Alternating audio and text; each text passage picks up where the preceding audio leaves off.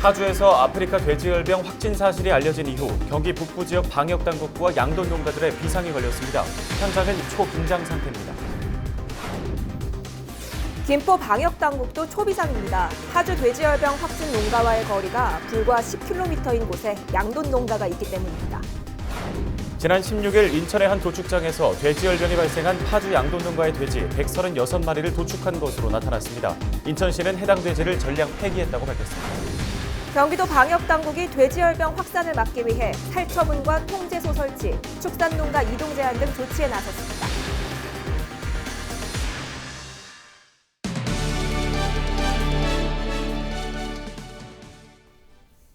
시청자 여러분, 안녕하십니까? 헬로티비 뉴스 시작합니다.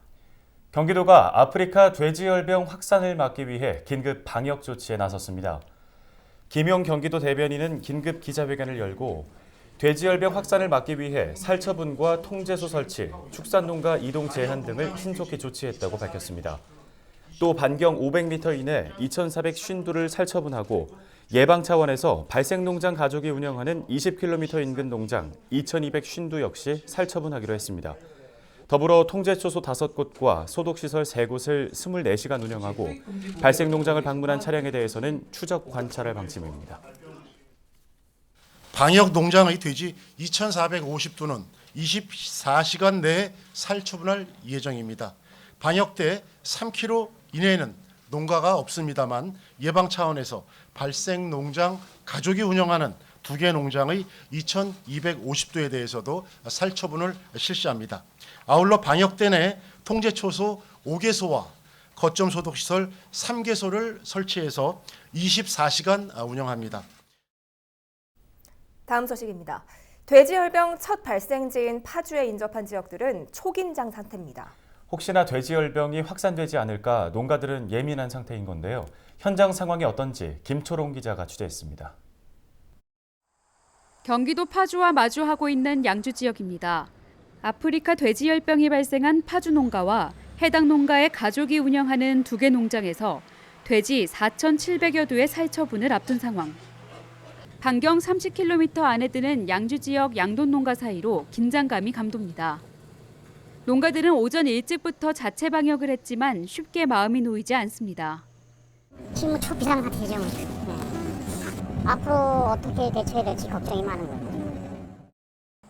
농림축산식품부는 파주 돼지열병이 확진된 17일 오전 6시 30분 돼지 농가 등을 대상으로 일시 이동 중지 명령을 내렸습니다. 이동 제한 걸려서 각자 농장에서 이제 소독 들어가시거든요. 네. 외부는 이제 들어오지도 못하고 나가지도 못하게 하고 있는 상태죠. 각 지자체들도 대응에 나섰습니다. 돼지열병 확산을 막기 위해 차량 방역 소독 절차를 거치게 하는 등 농가 출입을 엄격히 통제하고 있습니다. 경기 지역에서 사육하는 돼지 수는 전국의 19.1%.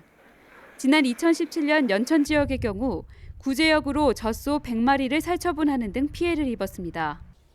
구제역도 악몽이지만 아프리카 돼지열병은 백신조차 없어 농가들의 우려는 더 커지고 있습니다. 헬로티비 뉴스 김초롱입니다. 한편 김포도 초긴장 상태인 건 마찬가지입니다. 특히 김포 지역 일부 농가는 이번 확진 판정을 받은 농가 반경 10km에 위치해 있어 방역에 더 촉각을 곤두세우고 있는데요. 김포 지역 분위기는 어떤지 이세진 기자가 취재했습니다. 김포의 한 돼지 농가 입구에 출입을 통제하는 방역 차단벽이 세워져 있습니다.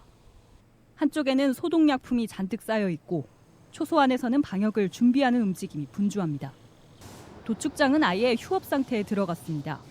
평소 500마리가 넘는 돼지들이 이곳으로 들어오지만 17일 새벽부터는 모든 작업이 중단됐습니다. 간간히 오가는 업무 차량들도 꼼꼼한 소독을 거쳐야만 출입이 가능합니다. 아프리카 돼지열병이 파주에서 확진이 난 이후로 48시간 동안 현재 스탠드 스틸이라고 해서 가축의 이동이 정지된 상태입니다. 농가 측에서도 손실이 있을 수 있는데 이렇게 작업을 하는 곳에서는 최소 한 이틀 정도 작업을 할 수 없기 때문에 그 정도의 손실은 있다고 봐야죠. 경기도 파주에서 국내 첫 아프리카 돼지열병 확진 판정이 나온 첫날 인접 지역인 김포도 종일 초비상사태였습니다. 특히 김포 돼지농가 두 곳은 파주 확진농가에서 반경 10km 내에 위치하고 있어 경계 대상입니다. 김포시는 해당 농가들의 입구에 서둘러 통제 초소를 설치하고 긴급 소독약을 지급했습니다. 하지만 지난해 구제역으로 홍역을 앓았던 농가들은 또 한 번 비슷한 피해가 발생할까 불안한 마음입니다.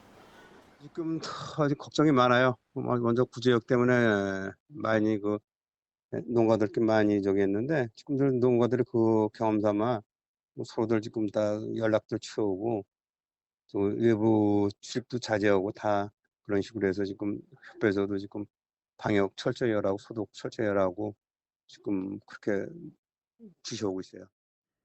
아프리카 돼지열병은 사람에게는 옮지 않지만 돼지가 걸리면 100% 폐사하는 치명적인 가축 질병. 구제역 이후 또 다른 피해가 발생하는 건 아닌지 인접 지역 농가들의 불안감은 커지고 있습니다. 헬로티비 뉴스 이세진입니다. 이 아프리카 돼지열병이 발생한 파주의 돼지 농장의 일부 돼지가 인천 도축장에서 도축돼 전량 폐기됐습니다. 인천시는 돼지열병이 발생한 양돈 농가에서 사육된 돼지 136마리가 지난 16일 인천 도축장에서 도축됐다고 밝혔습니다. 도축된 돼지는 미추홀구의 한 가공업체로 옮겨졌고 현재 유통이 중단된 상태입니다. 인천시는 돼지열병 농가에서 출하된 돼지에 대해 전량 폐기하도록 하고 추가 확산을 막기 위해 방역을 강화하기로 했습니다. 다음 소식입니다. 인천시가 내구 연한이 지난 청라소각장 현대화 사업을 추진하기 위해 주민 설명회를 열었습니다. 하지만 소각장 폐쇄를 요구하는 주민들이 반대 집회를 열어 설명회장은 아수라장이 됐습니다. 보도에 김지영 기자입니다. 소각장 굴뚝에서 연기가 피어오릅니다. 이번엔 소각시설을 관속에 넣고 장례를 치릅니다. 청라소각장의 폐쇄를 요구하는 주민 퍼포먼스입니다.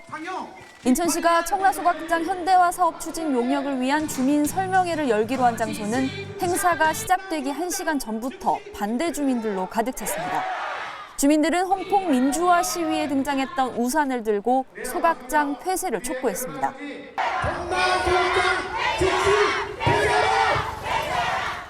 인천시는 현재 청라와 송도 두 곳의 소각장을 운영하고 있습니다.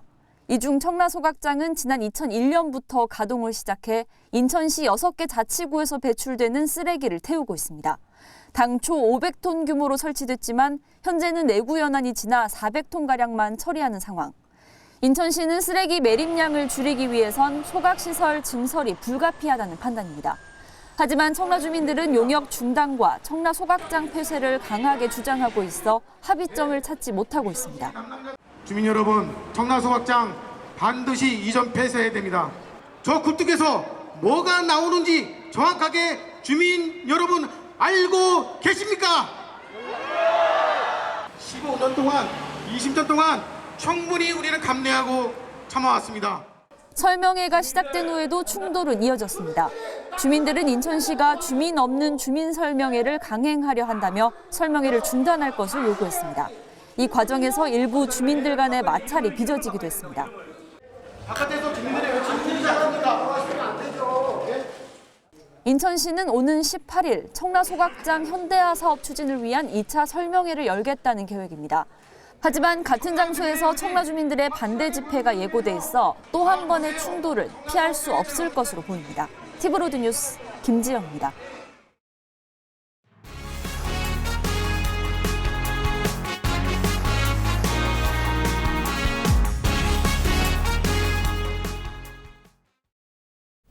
부천시는 고속도로와 공업지역, 분지형 지형 등으로 인해 인근에 있는 다른 지자체보다 미세먼지 농도가 높은 편인데요. 이 때문에 부천시는 지난해부터 전국 최초로 미세먼지 전담 부서를 신설하고 관련 사업들을 추진하고 있습니다. 특히 최근엔 전국에서 유일하게 부천시에서만 볼 수 있는 특별한 미세먼지 저감 장치들도 등장했는데요. 어떤 것들이 있는지 김진재 기자가 소개합니다. 네, 먼저 소개할 장치는 부천역 마루광장에 설치된 타워형 미세먼지 통합 모듈형 집진시설입니다. 쉽게 말하면 공기 정화 타워인데요. 반경 3m 이내에 있는 미세먼지를 타워 사용 전보다 90%까지 줄여주는 효과가 있다고 합니다. 모양새와 기능이 공기 청정기를 닮았는데 부천시는 내년 말까지 공기 정화 타워를 시범 운영한 뒤 효과가 검증되면 확대 설치할 계획입니다. 네, 다음은 공기청정 버스 정류장입니다. 환경부는 이번 달 초 상동 버스 정류장 바로 옆에 이 공기청정 버스 정류장을 설치했는데요. 쉽게 말해 버스 정류장 안에서만큼은 시민들이 깨끗한 공기를 마실 수 있도록 하는 그런 시설입니다. 이번 사업은 연구개발 과정에 시민들의 의견이 반영되는 리빙랩 방식으로 운영되는데요. 사업을 맡은 한국철도기술연구원은 올해 말까지 실제 거리에서 성능 테스트를 진행하면서 시민들의 의견을 듣고 내년 하반기 중으로 공기청정 버스 정류장을 상용화할 계획입니다. 한국철도기술연구원 박덕신 연구단장 이야기 들어보시죠. 천정에 있는 5개 그 집진 모듈을 이용해서 버스 정류장 뒤쪽에 공기를 빨아들여서 미세먼지를 제거한 후에 이 버스 정류장 버스 안쪽으로 뿌려주는 기능을 가지고 공기 정화가 이루어집니다. 기존에 공기 청정 기능이 없는 버스 정류장과 비교했을 때 미세먼지 농도를 50% 이상 줄이는 게 되겠습니다. 네, 마지막으로 소개할 시설은 차량 탑재형 미세먼지 집진 장치입니다. 자동차 천정에 공기 정화 장치가 달려 있는데요. 도로에서 발생하는 미세먼지가 많은 만큼 이에 자동차와 공기 정화 장치를 결합한 모습입니다. 자동차가 달리면 천정에 부착된 장치가 주변의 미세먼지를 빨아들여서 정화하는 방식인데요. 부천시는 올해 말까지 차량 탑재형 미세먼지 집진 장치에 대한 실증 사업을 진행한 뒤 효과가 검증되면 관용 차량에 확대 설치할 방침입니다. 이외에도 부천시는 아이들이 다니는 통학로에 공기 정화 기능이 탑재된 울타리를 설치하는 등 다양한 미세먼지 저감 대책들을 준비 중에 있는데요. 부천시가 미세먼지 청정 지자체로 거듭날 수 있을지 기대가 됩니다. 헬로티비 뉴스 김진재입니다. 요즘 아침 저녁으로 제법 선선한 가을 날씨가 이어지고 있는데요. 초가을 문턱에서 가을 꽃들이 고개를 들기 시작했습니다. 인천 도심 꽃밭으로 이정아 기자가 안내합니다. 색색깔 물감을 한데 풀어놓은 듯 60만 송이 가을 장미가 물결을 이룹니다. 탐스러운 꽃송이가 길 따라 끝없이 펼쳐져 있습니다. 가을인데도 색색깔 꽃들이 너무 다양하게 있어서 너무 예쁘고 좋네요. 자연하고 가까워진 느낌이고 너무 기분 좋게 보내고 있어요. 지난 2014년 시민 휴식 공간으로 처음 조성된 계양장미원. 현재 67종의 다양한 장미를 만날 수 있습니다. 가을에도 사계장미이기 때문에 볼 수 있는 그런 특징이 있습니다. 그리고 올해 같은 경우는 가을장미가 만개해서 많은 사람들이 좀 찾아오고 있습니다. 코스모스도 흐드러지게 피었습니다. 인천 계양 꽃마루의 코스모스가 장관을 이룬 건 올해로 2년째. 지난해 인기에 힘입어 올해는 꽃단지에 매일 200톤 이상의 물을 공급해 꽃밭 만들기에 공을 들였습니다. 호박 열매를 감상할 수 있는 100m 길이의 터널도 함께 설치됐습니다. 시민들은 코스모스가 일렁이는 꽃길을 따라 걸으며 이른 가을 나들이를 즐겨봅니다. 너무 좋아요. 지난번에 꽃이 좀 조금 폈는데 많이 폈고요. 근데 좀 걱정스러운 게 태풍에 이 꽃도 많이 좀 상하지 않았을까 이런 생각도 들었는데 예쁘네요. 장미에서 코스모스까지 인천 도심 곳곳마다 초가을 꽃잔치가 이어지고 있습니다. 헬로티비 뉴스 이정아입니다. 아파트 단지 안에서 50대 보행자를 치어 숨지게 한 운전자가 경찰에 붙잡혔습니다. 인천 삼산경찰서는 교통사고 처리 특례법상 치사 혐의로 58살 A씨를 불구속 입건했다고 밝혔습니다. A씨는 지난 16일 저녁 8시쯤 부평 갈산동의 한 아파트 단지에서 자신의 승용차를 몰다가 주변을 지나던 50대 남성을 치어 숨지게 한 혐의를 받고 있습니다. 경찰은 당시 목격자 진술 등을 토대로 정확한 사고 원인을 조사하고 있습니다. 김포시가 경유차 배출가스를 줄이기 위해 101억 원의 추경 예산을 투입합니다. 투입된 예산은 배출가스 저감장치 설치 비용과 경유차 폐차를 결정한 운전자에게 최대 165만 원을 지원하는 데 사용됩니다. 폐차 보조금 지원 대상이 되려면 수도권 대기관리 권역에 2년 이상 등록되고 소유 기간이 6개월 이상 되어야 합니다. 또 저감장치 지원 대상은 배출가스 5등급 차량과 김포시 저공해 조치 명령을 받은 차량입니다. 김포시는 미세먼지를 줄이기 위해 추경에 앞서 확보한 본 예산 30억 6천여만 원도 경유차 배출가스 저감 사업에 투입할 방침입니다. 부평소방서가 다음 달 31일까지 비상구 확보에 대한 경각심과 안전의식 제고를 위해 소방시설 유지관리 위반 행위 신고 포상제를 운영합니다. 신고 대상은 소방 펌프를 고장난 상태로 방치하거나 방화문을 폐쇄, 훼손하는 등 소방시설 이용에 지장을 주는 행위입니다. 신고 접수는 사진 등 증빙 자료를 첨부해 관할 소방서에 직접 방문하거나 인터넷, 팩스, 우편 등을 통해 할 수 있습니다. 신고 포상금은 1회 5만 원인데요. 동일인이 월간 최대 30만 원, 연간 최대 300만 원까지 받을 수 있습니다. 단 신고인은 신고일 기준으로 인천광역시에 한 달 이상 주민등록이 돼 있어야 합니다. 새벽에 아파트 단지에서 불이 났지만 주민인 소방관이 신속히 화재를 진압해 큰 피해를 막았습니다. 그 주인공은 부천소방서 소속 육창현 소방관인데요. 육창현 소방관은 17일 새벽 3시 35분쯤 자신이 거주하는 광명시 소재 아파트 10층에서 불이 나자 주민들을 대피시킨 뒤 아파트에 비치된 소화전을 이용해 불을 껐습니다. 불은 22분 만에 완진됐지만 화재를 진압하던 육 소방관은 손바닥에 열상을 입고 봉합 수술을 받았습니다. 광명소방서 관계자는 선착대가 오기 전 5분여의 시간 동안 육 소방관이 초기에 화재 진압을 해서 불의 확대를 막을 수 있었다며 불이 확대됐다면 자칫 대형 인명피해로 이어질 뻔했다고 밝혔습니다. CJ옐로에서는 민선 7기 1년을 맞아 우리 지역 광역의원을 만나보는 기획 특집을 마련했습니다. 오늘은 경기도의회 여성가족평생교육위원회 이진현 부천시 도의원을 만나 지난 한 해를 되돌아봤습니다.